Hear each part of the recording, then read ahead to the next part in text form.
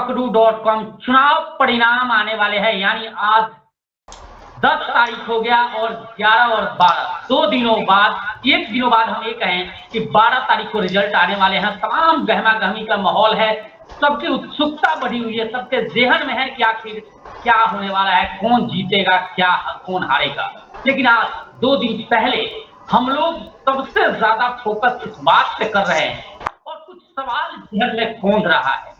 पहला सवाल तो ये ज़हन में कौंध रहा है कि आखिर वजह क्या था कि तमाम कांग्रेस के धुरंधर बड़े चेहरे गुरुग्राम में, जिन्होंने पार्टी के टिकट से चुनाव नहीं लड़ा। साथ ही आपको यह भी क्लियर कर दूं कि अभी तक उन लोगों ने पार्टी से कोई इस्तीफा भी नहीं दिया, जिन चेहरों का मैं जिक्र करूंगा यहाँ पे। और साथ ही यह भी सामने आ रहा है कि 12 तारीख के बाद एक बहुत बड़े स्तर पर, खासकर राजनीतिक क्षेत्र में, राजनीतिक पार्टियों में एक भगदड़ मचने वाली है। इधर से उधर भागने वालों की लिस्ट लंबी होनी है। ये तमाम सवाल है, आखिर क्या ज़हन में, आप सबके ज़हन में भी ये सवाल होगा। और मैं आज सुबह ही चौधरी साहब से, वरिष्ठ पत्रकार, क्योंकि आप सब जानते हैं वरिष्ठ पत्रकार है सुभाष चौधरी जी, सर से मैंने आज सुबह ही इस बारे में डिस्कस किया कि सर इस बारे में राय रखनी चाहिए, दर्शकों को ये बतानी चाहिए। तो सर ने काफी मंथन के बाद इस पर एक कंप्लीट आपके लिए, एक हमें कहें कि इस वीडियो में आपको कंप्लीट इंफॉर्मेशन मिलेगी, जो आप चाहते हैं सुनना, जो आप जानना चाहते हैं, तो तमाम चीजें हम लेकर आए हैं और इस पर आपसे चर्चा भी करेंगे। हमारे साथ सबसे पहले हम स्वागत कर लेते हैं, सुभाष चौधरी हैं, वरिष्ठ पत्रकार। सर स्वागत है आपका। धन्यवाद। धन्यवाद। मैं गुस्ताख, माफ करना सर, मैं इतना लंबा इंट्रो इसलिए दे दिया कि दर्शक कई बार कमेंट कर कहते हैं, तो मैं उनको ये सारी बात बता भी दिया कि ये स्थिति होने वाली है।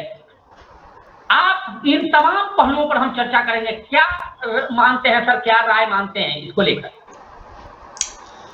देखिए, आपने बिल्कुल सही और बहुत समय के अनुसार बेहद प्रासंगिक विषय आपने चुना है राजनीतिक दृष्टि से।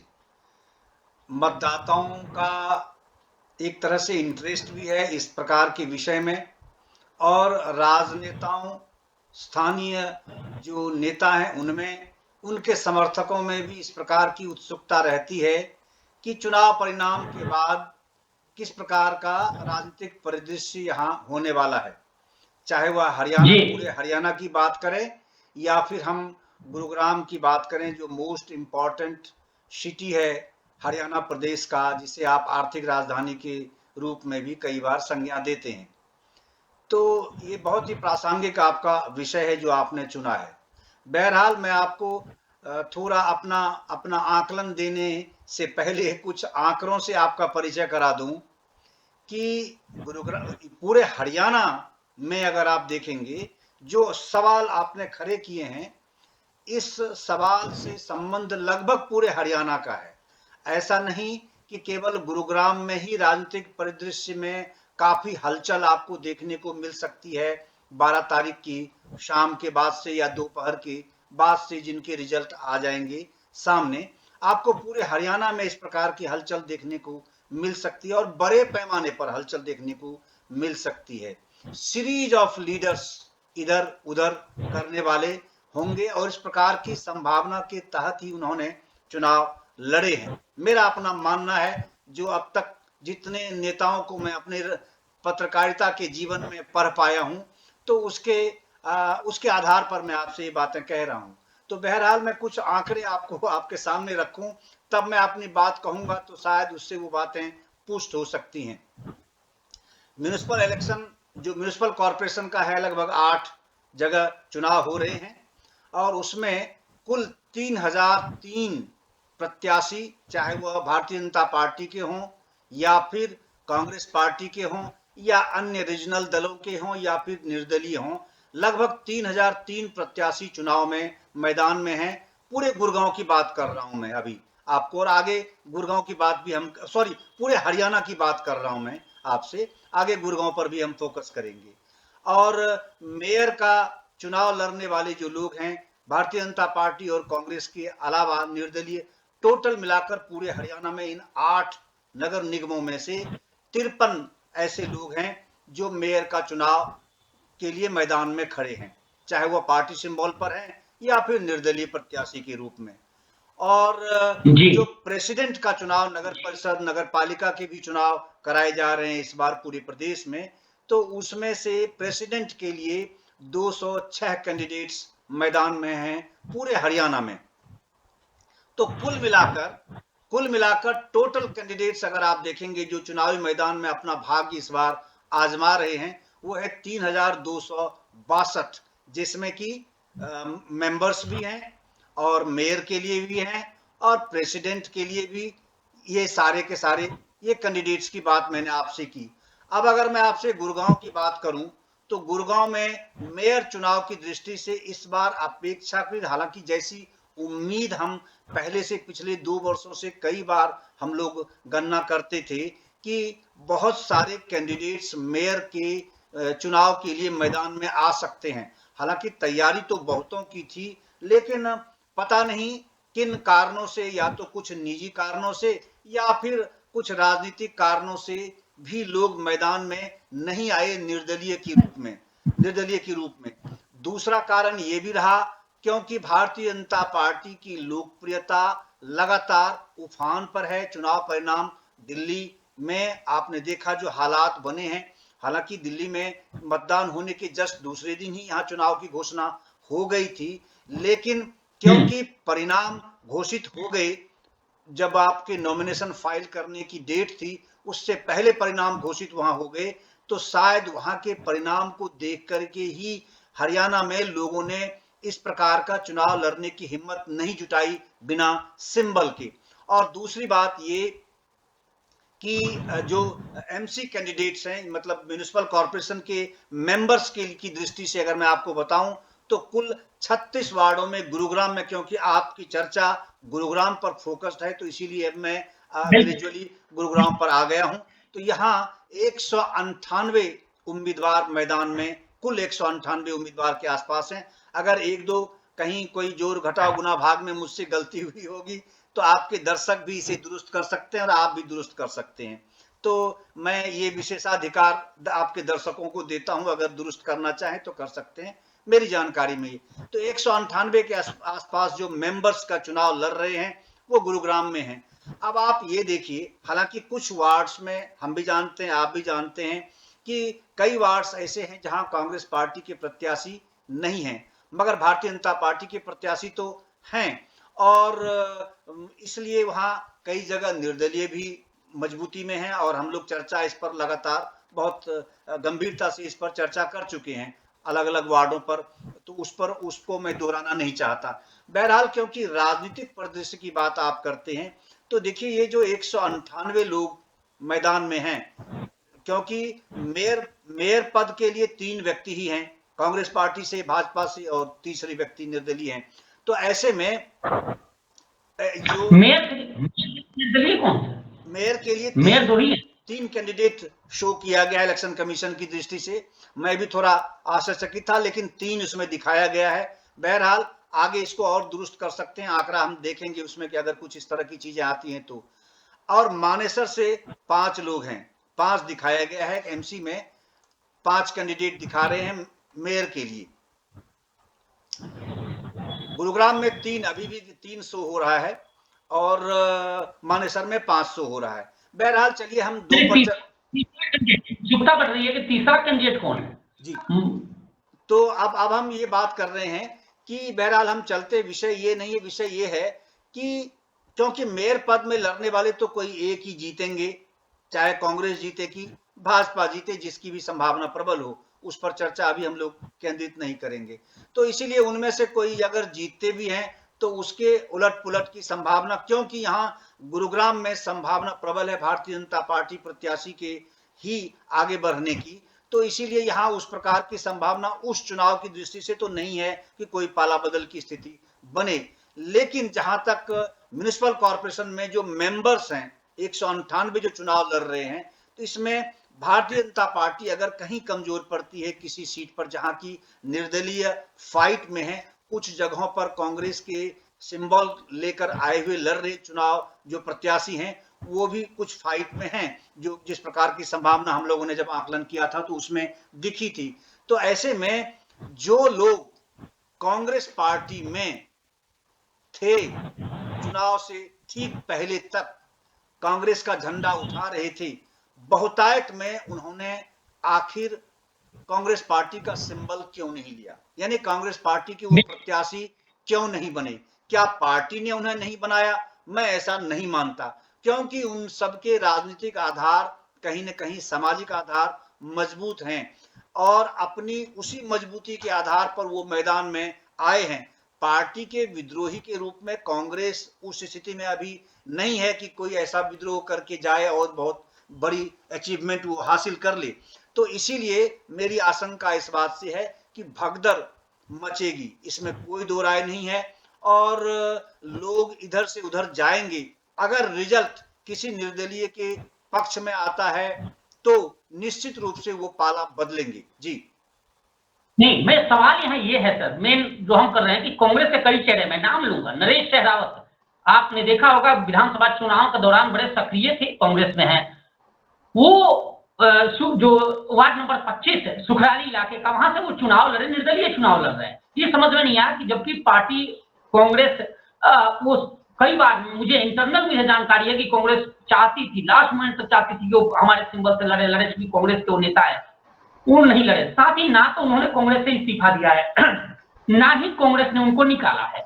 दूसरा चेहरा, बड़ा नाम अगर हम 36 वार्डों में करें तो दूसरा राजेश यादव, बादशाहपुर, हम लोग चर्चा कर रहे थे, कल ही शायद चर्चा कर रहे थे, जो वार्ड 18 है, वार्ड नंबर 18 से, वो भी बड़ा नाम है। ना ही उन्होंने कांग्रेस छोड़ा है, ना ही कांग्रेस ने उन्हें निकाला है, लेकिन कांग्रेस से वो सिंबल नहीं लेकर वो निर्दलीय चुनाव में है। उनकी वाइफ धर्मपत्नी लड़ रही है, निर्दलीय लड़ रही है, कांग्रेस ने वहां किसी और को सिंबल दिया है। ऐसे ही रामकिशन सेन कांग्रेस के वरिष्ठ नेताओं में आते हैं, वो प्रभारी भी रह चुके हैं, बिहार के ओबीसी मोर्चा के प्रभारी थे, मुझे जो जानकारी है उसके मुताबिक। उन्होंने अपनी पुत्रवधू के लिए टिकट मांगा था, टिकट कांग्रेस से भी मांगा था, उनकी दोनों पुत्रवधू के लिए उन्होंने फॉर्म भरा था। एक नेहा लेखी सैन के लिए जो वार्ड नंबर 26 से चुनाव लड़ रही है, वो निर्दलीय के तौर पर लड़ रही है, दूसरी अपने दूसरी बहू के लिए उन्होंने भरा था, उनका नॉमिनेशन रद्द हो गया किसी कारणवश। लेकिन ये भी जांच का विषय है क्यों हो गया। हालांकि पार्टी ने उन्हें निष्कासित कर दिया था, लेटर जारी किया था, मेरे पास वो है, लेटर भी है, मैं दर्शकों को बता दूं। लेकिन सवाल है कि वो पूरे जोर शोर से अपनी दूसरी बहू नेहा लेखी के लिए वो प्रचार प्रसार सब कुछ किया उन्होंने, बैनर पोस्टर सब पे उनके फोटोज भी हैं, सब। सवाल है कि ये तमाम 3 बड़े चेहरे ऐसे हैं और भी चेहरे हैं जिनका नाम हम लोग जिक्र करेंगे। वजह क्या था कि ये कांग्रेस की चुनाव, कांग्रेस के सिंबल के चुनाव नहीं लड़े, निर्दलीय की तरफ है। और लगभग वार्डों में, सभी वार्डों में जो कांग्रेस के मजबूत केंद्रीय थे, उन्होंने सिंबल छोड़ दिया कि नहीं, चुनाव सिंबल पर नहीं लड़ेंगे, निर्दलीय या तो निर्दलीय लड़ा है या चुनाव नहीं लड़े, लेकिन कांग्रेस की तरफ नहीं। ये वजह क्या है? देखिए, नेताओं को चाहे वो लोकल लेवल के लोग हों या अपर लेवल के स्टेट लेवल के लोग हों, सत्ता का स्वाद, सत्ता के साथ बने रहना, ये तो उनका प्रथम लक्ष्य है। बाद में जनता की सेवा की बात आती है और जनता की सेवा आप तभी कर पाएंगे जब आप सत्ता में होते हैं। नॉर्मल कोर्स में लोग, राजनेता ऐसा ही समझते हैं।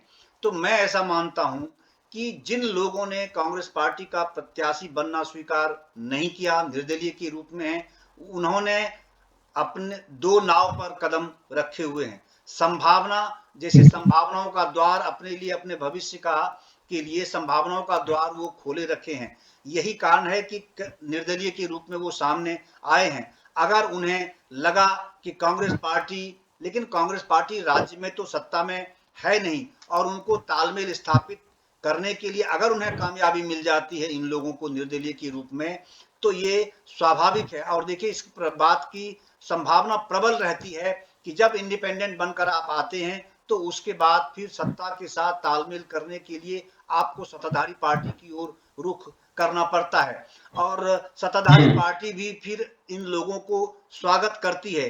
अक्सर इस प्रकार की परंपरा, इस प्रकार के चलन हमेशा आप भारतीय राजनीति में देखेंगे। और हरियाणा में भी, खासकर गुरुग्राम में भी, अगर आप पिछले 2 चुनाव नगर निगम के देखेंगे, 2011 की बात करूं, 2017 की बात करूं, तो आपको इस प्रकार की दृश्य थोड़ा सा अगर रिव्यू पीछे जाएं तो आपको देखने को मिल जाएगा। तो इसलिए इस प्रकार की संभावनाओं के मद्देनजर ही इन लोगों ने निर्दलीय कैंडिडेट के रूप में चुनाव लड़ना स्वीकार किया है और ये सामने आए हैं। अगर इनको कामयाबी मिलती है तो इसमें देखिए दोनों की जरूरत है सुशील। ये केवल और केवल जीतने वाले कैंडिडेट की ही आवश्यकता नहीं होगी, बल्कि ये सत्ताधारी पार्टी की भी आवश्यकता होगी। अगर आप मुझसे ये सवाल पूछेंगे तो मैं इसको कंटिन्यू कर रहा हूं कि यह कैसे सत्ताधारी पार्टी की आवश्यकता, एक तो देखिए इनकी है कि सत्ता के साथ शामिल होना, तो सत्ता में शामिल हो जाएंगे, सहभागी बनेंगे और एक राष्ट्रीय पार्टी, भाजपा जैसी राष्ट्रीय पार्टी में वो शिफ्ट कर जाएंगे, उसके सदस्य बन जाएंगे। क्योंकि एंटी डिफेक्शन लॉ जो नगर निगम का एक्ट है उसमें इस प्रकार का कोई प्रोविजन नहीं है, इसलिए इनके द्वार खुले हुए हैं कि कभी भी ये पोर्चिंग, जैसे हम लोग व्यावसायिक भाषा में एक व्यक्ति यहाँ से छोड़कर दूसरे कंपनी में जाता है, तो एक तरह से ये पोर्चिंग की जो स्थिति है ये किसी भी समय ये कर सकते हैं, जीतने के 10 मिनट बाद, आधे घंटे बाद भी कर सकते हैं, कोई बंदिश नहीं है, कोई टाइम लिमिटेशन नहीं है, किसी प्रकार का एंटी डिफेक्शन लॉ का कोई प्रोविजन, कोई प्रावधान इन पर प्रभावी नहीं है। तो इससे ये बिल्कुल ही अलग है। दूसरी बात ये है कि इनको सत्ता में सहभागिता मिल जाएगी। तीसरी बात ये है कि जो सत्ताधारी पार्टी है, देखिए मेयर का चुनाव तो डायरेक्ट हो गया क्योंकि एक्ट में परिवर्तन आ गया और पहली बार गुरुग्राम में डायरेक्ट मेयर का चुनाव हो रहा है।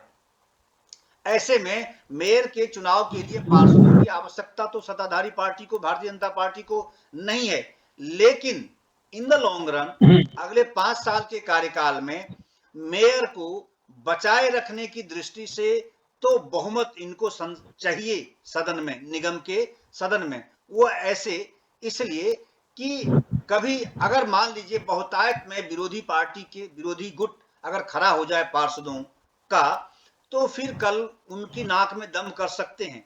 इम्पीचमेंट मोशन यानी अविश्वास प्रस्ताव, महाभियोग क्या अविश्वास प्रस्ताव वो ला सकते हैं।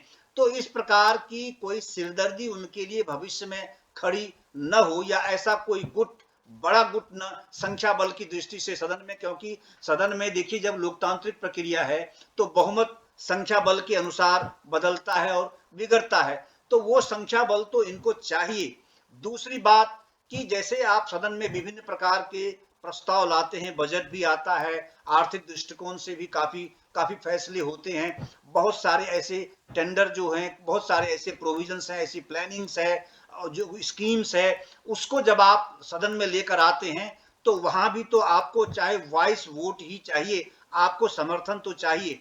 अगर बहुतायत में विरोध में लोग खड़े हो गए तो फिर आपका कामकाज प्रभावित होगा, मेयर अपना बना करके भी आप वो परफॉर्मेंस जनता के सामने नहीं दे पाएंगे। हालांकि देखिए मैं नगर निगम को टीथलेस संस्था मानता हूं, दंतविहीन, क्योंकि इनको उतने अधिकार नहीं दिए गए हैं जो अधिकार दिल्ली जैसे नगर निगमों के पास हैं या फिर मुंबई जैसे नगर निगमों के पास हैं। यहाँ उस प्रकार की स्थिति है नहीं, लेकिन क्योंकि अगर ऑर्नामेंटल भी है, फिर भी जो नियमित, जो एक रूटीन का कामकाज होता है, जो डेवलपमेंटल वर्क्स की चीजें होती हैं, उसको लेकर जो सवाल खड़े होते हैं और अधिकारियों से जवाब तलब किया जाता है, तो उस मामले में तो अगर बहुतायत इनके खिलाफ चला गया तो फिर हमेशा किरकिरी होती रहेगी और विवाद हमेशा सदन में खड़ा रहेगा। नहीं, सवाल एक और यहाँ सवाल है कि क्या ये तमाम निर्दलीय हैं, 1 से लेकर 36 वार्ड तक का अगर मैं जिक्र करूं सर, तो सभी वार्ड में कहीं ना कहीं मैक्सिमम निर्दलीय हर जगह मजबूत है, और उन निर्दलीय मैक्सिमम जगहों पे भारतीय जनता पार्टी के ही बी टीम, हमें कहें कि बीजेपी में ही थे और बीजेपी से ही वो विरोध करके, बगावत करके वो वहां चुनाव लड़ रहे हैं। तो क्या इन लोगों को भारतीय जनता पार्टी अगर ये जीत जाते हैं तो बीजेपी इनको शामिल कर लेगी अपने साथ? हाँ देखिए, मुझे नहीं लगता कि पार्टी को इसमें कोई दिक्कत आएगी। ठीक है, अभी तकनीकी दृष्टि से जो आपने एक लिस्ट भी जारी, आपने देखा होगा कि जिला अध्यक्ष की ओर से, कमल यादव की ओर से एक लिस्ट जारी की गई थी चुनाव प्रचार के बीच में ही, मतदान से 2-3 दिन पहले की ये घटना है कि उन्होंने इतने नेताओं को, 26 को, इतने को निकाल दिया, पार्टी से बाहर कर दिया। ठीक है, या शो कॉज नोटिस भी कुछ को दिए गए, जो भी होगा। मैं ये कहता हूं, देखिए ये सब पार्टी की अपनी संविधान के तहत लोगों को दिखाने के लिए या कार्यकर्ताओं को दिखाने के लिए अपना एक फेस बचाए रखने की दृष्टि से पार्टी के पदाधिकारी इस प्रकार का कदम उठाते हैं, उठाते रहे हैं। लेकिन इस प्रकार के जो निर्णय लिए जाते हैं चुनाव के दौरान, उसके बाद उसका हश्र क्या होता है। आप 2011 की चर्चा करिए, 2000 मैं इसको प्रदेश स्तर पर नहीं ले जा रहा इस चर्चा को, नगर निगम गुरुग्राम तक सीमित रख रहा हूं कि 2011 के नगर निगम के चुनाव के बाद मेयर चुनने को लेकर यहां क्या क्या घटनाएं हुई थी, और जो पार्षद भारतीय जनता पार्टी के सिंबल पर चुनकर, क्योंकि उस वक्त भी भारतीय जनता पार्टी ने सिंबल पर ही अपना कैंडिडेट उतारा था, और जिनको कामयाबी मिली थी उस समय, तो भारतीय जनता पार्टी प्रदेश में भी सत्ता में नहीं थी और बहुत मजबूत पार्टी उस वक्त संगठनात्मक दृष्टि से थी, मगर बहुत मजबूत नहीं थी क्योंकि उसकी लोकप्रियता उस लेवल पर नहीं थी। तो जो लोग जीत कर आए थे, उसके बाद की घटना याद करिए और तत्कालीन विधायक के साथ किस प्रकार की हॉबनॉबिंग थी। आज जो कांग्रेस पार्टी से मेयर प्रत्याशी के रूप में सीमा पाहूजा सामने हैं, इनको ये उस वक्त इनकी किस प्रकार की भूमिका थी भारतीय जनता पार्टी के उन प्रत्याशियों के साथ, और क्या क्या हालात बने थे। बहुत सारे आरोप भी लगे थे, मैं उसको नहीं उकेरना चाहता, लेकिन उन आरोपों को लेकर उनको सबको बाहर किया गया, सदस्यता निलंबित किया गया, कमेटी बनाई गई थी, अगर आपको याद हो, रेवाड़ी के एक नेता की अध्यक्षता में, और उस कमेटी की रिपोर्ट आई। उसके बाद क्या हुआ नहीं हुआ, सब के सब कारपेट के अंदर चले गए, और उसके बाद वो सभी पार्षद फिर भारतीय जनता पार्टी के साथ आए, और उनमें से एक पार्षद भारतीय जनता पार्टी के पार्षद दल के नेता भी बने रहे पूरे 5 साल तक या 7 साल तक, जब तक कि चुनाव नहीं हुआ नगर निगम का। तो तब पार्टी ने उनको सबको अपना लिया। उसके बाद देखिए, पार्टी की कई कई कई बार ऐसी स्थिति होती है कि पार्टी के लिए भई गति सांप छुछुंदर केरी, ना तो उनको निगला जाएगा और ना उनको उगला जाएगा, मतलब वो उसको छोड़ भी नहीं सकते पूरी तरह और ना ही, तो इसलिए, लेकिन वैसी स्थिति में पार्टी को अंततोगत्वा यही निर्णय लेना होता है कि आपको अपने घर को विस्तार देना है। अगर आपको विस्तार देना है तो आप कैसे ऐसे लोगों को अगर इस तरह निकालते जाएंगे तो आपके पास बचेगा कौन, और आपका नाम लेने वाला या आपकी बातों को आगे बढ़ाने वाला कौन बचेगा। तो इसीलिए उनको फिर सबको वापस लिया, कोई कार्रवाई नहीं हुई, सबको ऐसे नोटिस देकर जो कुछ भी था उनका जवाब आया, और उसके बाद लिपापोती हो गई। 2017 की बात करिए सुशील, 2017 में भी उस प्रकार के हालात बने। 2011 में तो आपने देखा कि कुछ लोग ऐसे थे जो दूसरी पार्टी में रहते हुए भी उन्होंने दूसरी भारतीय जनता पार्टी या और दूसरे अन्य दलों के साथ समझौता किया, इनडायरेक्ट डायरेक्ट सपोर्ट किया, कोई मेयर बन गए, कोई डिप्टी मेयर बन गए, कोई सीनियर डिप्टी मेयर बन गए। 2017 में भी उसी प्रकार के हालात हुए कि दूसरी पार्टियों में रहते हुए भी भारतीय जनता पार्टी के प्रत्याशियों ने डायरेक्ट और इनडायरेक्ट उनका समर्थन किया वोटिंग में, नगर निगम में मेयर और सीनियर डिप्टी मेयर चुनने के दौरान, और उनका चयन हो गया दूसरी पार्टियों के, दूसरी दलों के प्रत्याशी का भी। लेकिन बावजूद इसके वो सब के सब बने रहे और वापस भी आए। कुछ, अगर आपको याद हो, कुछ ऐसे प्रत्याशी भारतीय जनता पार्टी के उस वक्त जीते 2017 में, जिन्होंने भारतीय जनता पार्टी से टिकट नहीं मिलने के बाद निर्दलीय चुनाव लड़ा था, और उस वक्त तो ये कहा गया कि भाई उनको भी, उनके परिवार के या अन्य लोगों को भी पार्टी से बाहर कर दिया गया। बावजूद इसके चुनाव परिणाम आने के अगले 24 से 48 घंटे के अंदर ही तत्कालीन मुख्यमंत्री या फिर यहाँ के अभी जो कैबिनेट मंत्री हैं उनके साथ फोटो सेशन हुआ था, उनके साथ वो सारे पार्षद फिर भारतीय जनता पार्टी के कहे गए और उनको संबोधित किया गया, उनको गले लगाया गया, बिना किसी तकनीकी औपचारिकता के पूरी किए हुए। मैं ये कह रहा हूं, बिना तकनीकी औपचारिकता पूरी किए हुए। तो और आज भी वो पार्टी में, अब पार्टी ने उनको फिर दोबारा टिकट भी दिया हुआ है, कई ऐसे लोग हैं। तो इसीलिए मैं कह रहा हूं कि ये जो चीजें हैं, ये सब एक कई बार अपने फेस को या कुछ इस प्रकार के उस समय कदम इसलिए आप पार्टी उठाती है कि अपना फेस बचाए रखना है, कि लोगों को दिखाना है, या जिस प्रत्याशी को टिकट दिया गया है उस प्रत्याशी के फेवर में माहौल जाए, लोगों में ये केवल मैसेज जाए कि दूसरा जो विद्रोही कैंडिडेट भारतीय जनता पार्टी का उसको छोड़कर निर्दलीय के रूप में सामने आ गया है, उसको डिस्करेज करने के लिए, उनके समर्थकों को थोड़ा हतोत्साहित करने की दृष्टि से कि वो गोलबंद उनके पक्ष में ना चला जाए, उनकी सहानुभूति उनके साथ ना हो जाए। लेकिन कई बार पार्टी इसलिए भी चाल खेलती है कि अगर जो अधिकृत प्रत्याशी है वो ठीक ठाक स्थिति में नहीं है और इंडिपेंडेंट जिसको पार्टी टिकट नहीं दे पाई या बड़े लोग, बड़े नेता उनको टिकट नहीं दिला पाए, तो भी इस प्रकार का खेल खेलते हैं कि उसको पार्टी से बाहर कर दो, जिससे कि लोगों की सहानुभूति उसके फेवर में चला जाए कि टिकट भी नहीं दिया, पार्टी से भी बाहर कर दिया। भाई इनके साथ तो अन्याय हुआ है। जैसे फॉर एग्जाम्पल मैं आपको बताऊं, आप वार्ड नंबर संभवतः 34 या 35 है, जिसमें परमिंदर कटारिया लड़ रहे हैं भारतीय जनता पार्टी के, तो उनके प्रति 35 से तो सहानुभूति की एक लहर वहां मुझे देखने को मिली है उनके फेवर में। उसका कारण यही रहा है।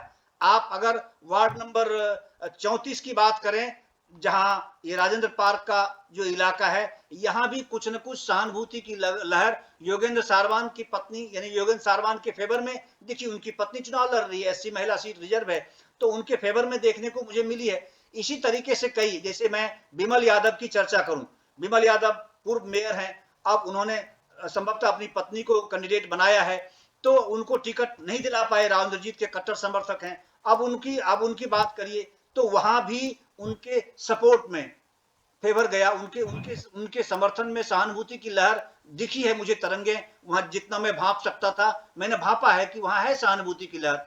तो ऐसे में अगर इस प्रकार के कैंडिडेट का नाम लेकर मैं इसलिए चर्चा कर रहा हूं कि ये लोग अगर जीतेंगे तो क्या ये भारतीय जनता पार्टी में वापस नहीं आएंगे?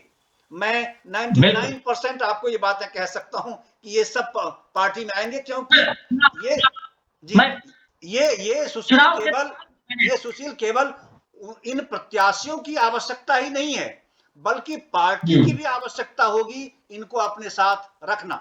जी जी, मैं ये ऐड ऑन करना चाह रहा था कि मैं जब चुनाव प्रचार के दौरान कवर करने जा रहा था, तो तमाम निर्दलीय कैंडिडेट ये कह रहे थे कि वो बीजेपी के नाम पे वोट मांग रहे हैं। मैंने कहा वो कैसे? तो वो बीजेपी में रहे हैं और जीतने के बाद वो बीजेपी में ही आएंगे।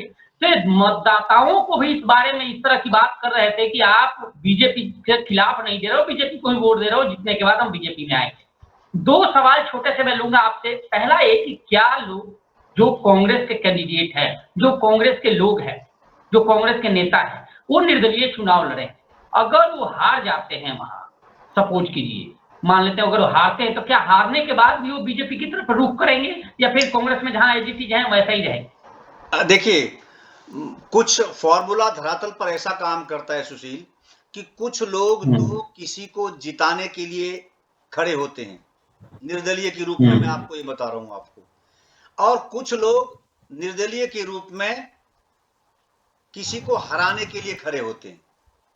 ये दो बातें भी चलती हैं धरातल पर राजनीति में।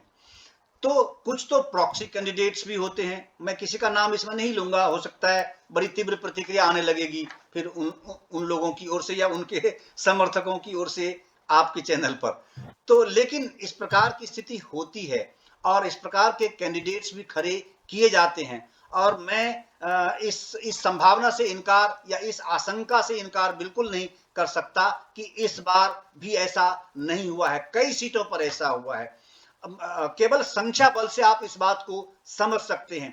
अगर मैं चलूं थोड़ी संख्या की दृष्टि से, तो गुरुग्राम नगर निगम में म्युनिसिपल कॉर्पोरेशन की दृष्टि से, मेंबर की दृष्टि से अगर चुनाव लड़ने की बात मैं करूं, आप देखिए वार्ड नंबर 28 है, वार्ड नंबर 29 है, यहां से 10-10 कैंडिडेट, जैसे पहली परंपरा रही है, 10, 8, 12, 15 कैंडिडेट भी चुनाव लड़ते रहे हैं। तो 28 और 29 से 10-10 कैंडिडेट मैदान में हैं।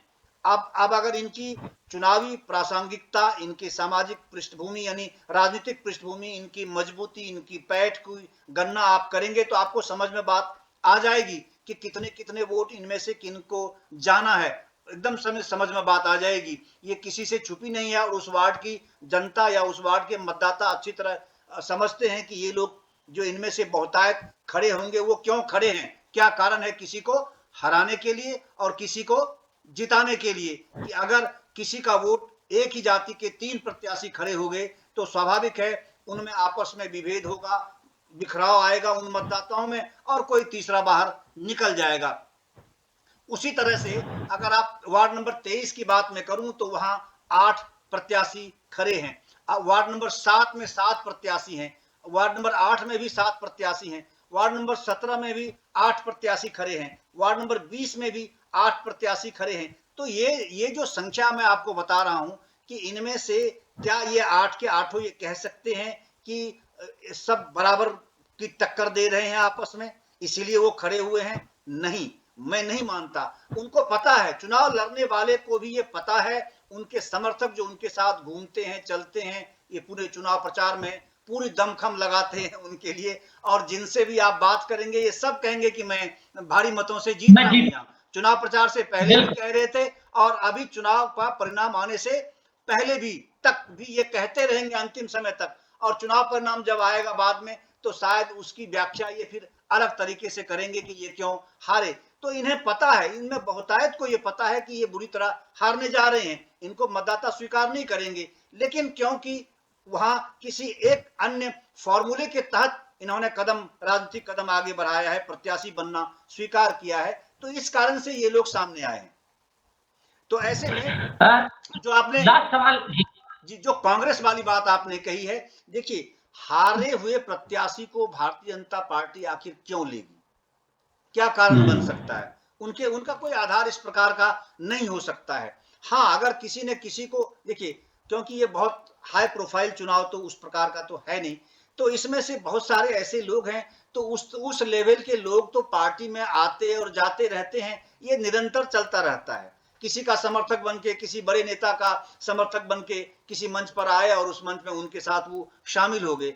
तो इस प्रकार के लेवल के जो लोग हैं, या पॉलिटिक्स करने वाले जो लोग हैं, तो ये ऐसी श्रेणी के लोग या इस लेवल के लोग हमेशा पार्टी में आना जाना, चाहे भारतीय जनता पार्टी हो कि कांग्रेस हो, आज क्योंकि सत्ता में लगातार भारतीय जनता पार्टी है, केंद्र में भी और राज्य में भी, तो स्वाभाविक है रुझान, आकर्षण जो है भारतीय जनता पार्टी के प्रति ज्यादा होता है। तो ऐसे लोग आते जाते रहते हैं, इससे बहुत फर्क नहीं पड़ने वाला है। मगर सवाल है कि ये जो इंडिपेंडेंट अगर इसमें से जीत कर आएंगे, तो ये उनकी भी आवश्यकता है कि अपने वार्ड के विकास को गति देनी है, तो आपको सत्ता के साथ सहभागिता करनी पड़ेगी, उसके साथ सहयोग आपको करना पड़ेगा। और उसके साथ सहयोग करने के लिए भारतीय जनता पार्टी ऐसी पार्टी है कि वो सबसे पहली शर्त ये रखती है कि पहले तो आप हमारे घर में आओ, हमारे साथ शामिल हो जाओ, हमारे परिवार का सदस्य बनो।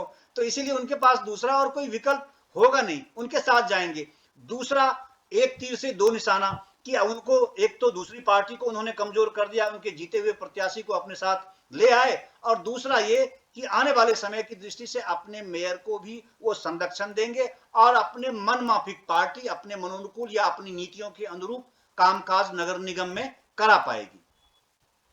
चलिए सर, यहाँ हम मेरी इच्छा तो थी कि ये पूछने के लिए कि हम, चूंकि हम लोगों को तो पता ही है, हमने वैसे कई लोग पूछ रहे थे तो मैंने बताया कि हम लोगों ने एक तरफा इसलिए ये चीज नहीं घोषित किया कि कौन जीत रहा है किस वार्ड से, लेकिन हमने हिंट भी देने की कोशिश की है, और पत्रकारिता का धर्म भी कहता है कि जब तक काउंटिंग पूरी नहीं हो जाए तब तक हम सिंगल नाम घोषित हमें नहीं करना चाहिए, और हम लोगों ने वो किया है। लेकिन हमें और आप दोनों को पता है कि आखिर क्या होने वाला है, और कई दर्शक चाह भी रहे थे। 36 में से कितना मान रहे हैं सर कि भारतीय जनता पार्टी अगर फेयर इलेक्शन जिस तरह से कराई है, तो 36 में से कितनी बीजेपी जीत जाएगी? देखिए, जो चर्चा अभी आपने की है, तो उससे तो आप समझ सकते हैं कि चाहे जीते या न जीते, फिर भी उनको भारतीय जनता बीजेपी पार्टी, के बाद उनके हाथ में 12 तारीख की शाम को ही आप कमल का निशान उनके हाथ में देखेंगे, जो भी प्रत्याशी जीत कर आएंगे, क्योंकि एंटी डिफेक्शन लॉ का कोई बैरियर उनके लिए है ही नहीं। तो इससे तो उनके लिए दरबार सदैव खुले रहेंगे, और उनको भी शायद कहेंगे कि इनकी घर वापसी हो गई, बहुत लोगों की इस तरह से। तो इसीलिए बेहतर ये है कि संख्या मत पूछिए, वो ठीक नहीं होगा, तकनीकी दृष्टि से अच्छी बात नहीं है। लेकिन भारतीय जनता पार्टी को अब बहुमत निश्चित रूप से है सदन में, इसमें कोई दो राय नहीं है। और दूसरे, क्योंकि कई कैंडिडेट ऐसे हैं जो कि निर्दलीय के रूप में चुनाव लड़ रहे हैं, और वो पूर्व में अभी चुनाव लड़ने से पहले तक, नॉमिनेशन फाइल करने से पहले तक वो भाजपा के ही सिपाही थे। तो ऐसे में उनके अगर जीतने की संभावना प्रबल है वैसे कुछ लोगों की, तो जीत के बाद भी वो फिर आएंगे, फिर तो कमल के निशान को ही अपने सिर पर लेकर वो इस शहर में चलेंगे। तो इसीलिए मैं नहीं मानता कि इसमें से भारतीय जनता पार्टी को कोई बहुत दिक्कत इस चुनाव में खास करके आने वाली है। बस केवल चिंता का विषय एक ही है कि कुछ निर्दलीय सामने आ सकते हैं। उसका कारण है कि लो वोटिंग परसेंटेज। इसमें से कुछ जगहों पर ऐसा लगा हमें, जब हमने उस प्रकार का चुनाव के बाद जो हमने सर्वे किया, ऐसा लगा कि कुछ ऐसे वार्ड्स में भारतीय जनता पार्टी के समर्थक मतदाता बड़ी संख्या में वोटिंग करने नहीं निकले घरों से, तो इससे ये दिक्कत आ सकती है। तो इसीलिए वहां उन सीटों पर निर्दलियों की संभावना बन रही है, जो हम लोगों ने चर्चा में संकेत उसमें दिए हैं। और ठीक नहीं है कि एकदम बिल्कुल ही क्लियर किसी को ऐसा कह देना, और वो मेरे हिसाब से, मैं एक पत्रकार के रूप में मैं ये मानता हूं कि वो गलत होता है, वो ठीक बात नहीं है, क्योंकि ये सब बातें मतदाता के लिए है, मतदाता मालिक है लोकतंत्र में, वही निर्धारित करे तो ज्यादा अच्छा। हम लोग तो केवल उनकी जो उनके आसपास गिर्द जितने फैक्टर्स हैं उसको उस पर चर्चा करके उसका आकलन करके ही कुछ बात सामने रख सकते हैं, संभावना जता सकते हैं। ठीक है सर, बहुत बहुत धन्यवाद। और दर्शकों से भी मैं कहूंगा कि अगली वीडियो में हम लोग निश्चित तौर पे सर, और आपसे कह रहा हूं कि हम चर्चा करेंगे कि टिकट में बेशक से राव इंद्रजीत सिंह की ना चली हो, लेकिन डिप्टी मेयर और सीनियर डिप्टी मेयर निश्चित तौर पर राव इंद्रजीत सिंह अपना बनाने की कोशिश करेंगे। इस पर हम चर्चा करेंगे आगे। फिलहाल इतना ही। और दर्शकों की क्या राय है, आप सबकी क्या राय है, कमेंट कर जरूर बताइए और सुझाव भी हमें जरूर दीजिए। धन्यवाद, नमस्कार।